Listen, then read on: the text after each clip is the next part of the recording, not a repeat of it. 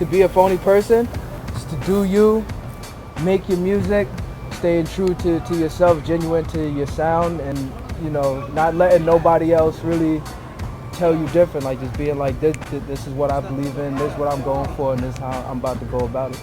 This is like a fraternity, you know. This is like this is our college. This means to be at like in sync on more than one level. I realized just through writing it, it's like four, like faux, and then NY, like New York, and then people. So it's like for New York people. As far as the youth, everybody has a little voice. Everybody has a quiet, everybody has a whisper. We can't scream unless we whisper together. Everybody's saying me, everybody's screaming me. And at least if you're gonna scream me, my thing would be, okay, find the people that are screaming or whispering the same thing as you, and y'all could do it louder. It's not like someone's forcing us to be with each other or like to see each other every day. We just naturally wake up and like call each other and make some music or make a cool video or a cool idea, design. Anything creative. Every day. Him and I, Aja, we started making music together in like '05, like recording together and stuff. The music is honest about who we are and who we were at the time. I was just a kid who didn't fit in, and he was too. But we fit into our world that we created.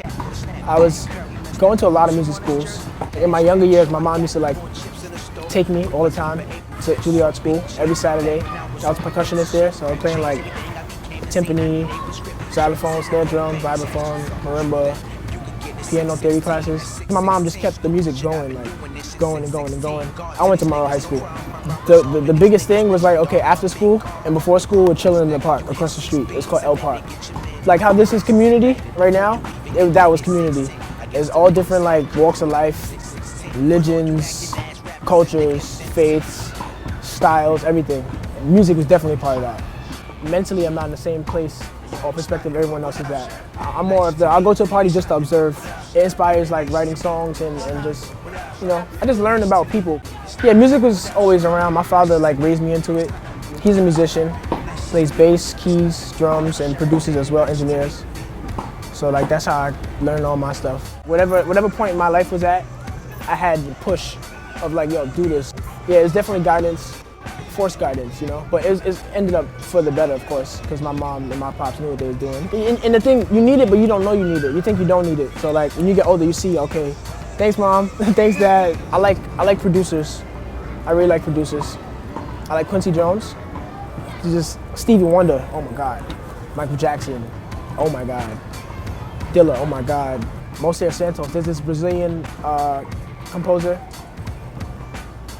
I don't know if he's still alive, but he has music that I gravitate towards too. I like a lot of Brazilian 70s jazz and funk. Like there's a lot of great things happening today, but it's not so accessible. It's more like cult things that if you don't know about it, you don't know. Like usually people back in the day had to have thousands of dollars just to make a music studio. Nowadays you can just 5 minutes do what those people had to do to get building their studio for years. One of our weaknesses is like not having the resources that Oh, definitely. The way we work with so limited resources, you can't like sit there and be like, damn, why I have this? Or like, you just gotta make it work. $1 million, $1 billion, whatever, but it's not really yours.